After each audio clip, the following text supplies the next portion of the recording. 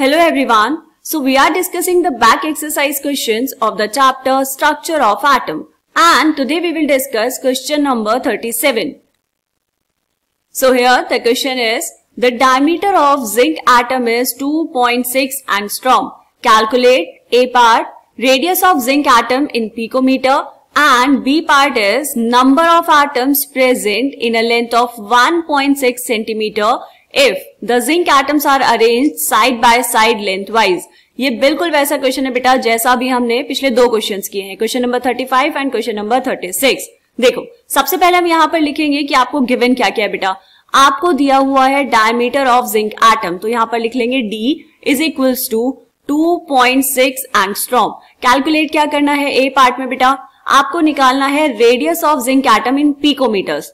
तो अगर radius picometre में चाहिए तो डायमीटर भी पिकोमीटर में होना चाहिए. तो क्या करेंगे बेटा, पहले इसको कन्वर्ट कर लेंगे पिकोमीटर्स में.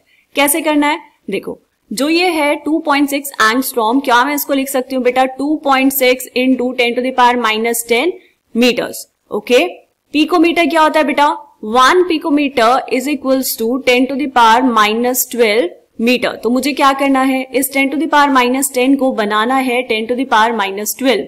कैसे बनेगा बेटा, ये 2.6 वाले पॉइंट को दो प्लेस राइट शिफ्ट कर दो. तो कितना हो जाएगा, D is equals to 260 into 10⁻⁻12 metre. अब ये जो आया 10⁻⁻12 मीटर, क्या मैं इसकी जगह पर लिख सकती हूँ 1 पिकोमीटर. तो कितना हो जाएगा बेटा, D is equals to 260 picometre.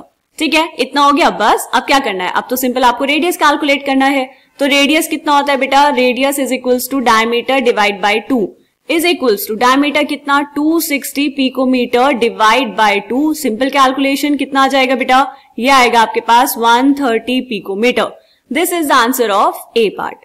Clear. Next क्या पूछा है बेटा, बी पार्ट में you have to calculate the number of atoms present in a length of 1.6 centimetre.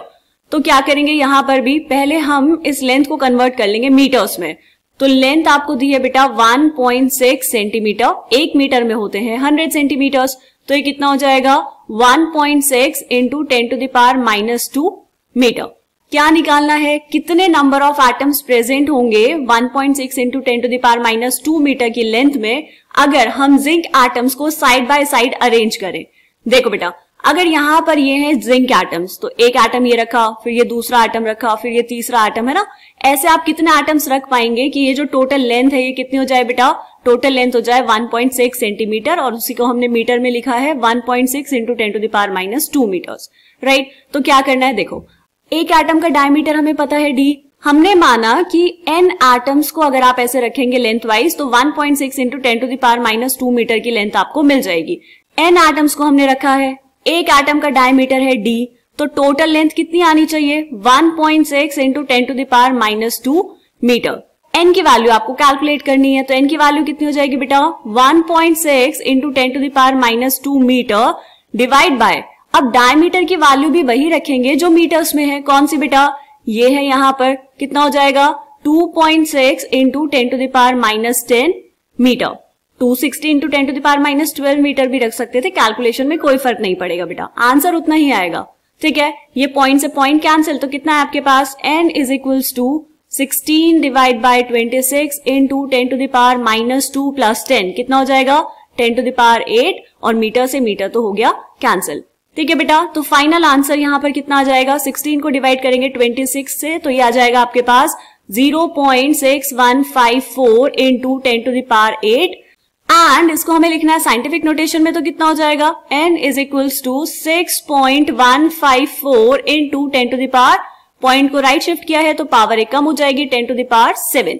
इतने नंबर ऑफ एटम्स आपको चाहिए होंगे. ठीक है, तो ये हमने कौन सा पार्ट सॉल्व किया बेटा, ये हमने सॉल्व किया बी पार्ट. तो यहाँ पर आपने दोनों पार्ट्स का आंसर निकाल दिया है. फर्स्ट पार्ट का आंसर कितना आया था बेटा 130 picometre, this is the radius of zinc atom in picometres.